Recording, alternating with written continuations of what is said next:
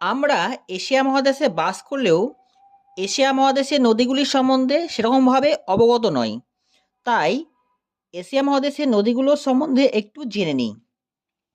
উত্তর দিকে প্রবাহিত হয়েছে ওব নদী, ইয়েসিন নদী, লেনা নদী। পূর্ব দিকে প্রবাহিত হয়েছে আমুর নদী, হোয়াংহো নদী, ইয়াং সিকিয়াং নদী।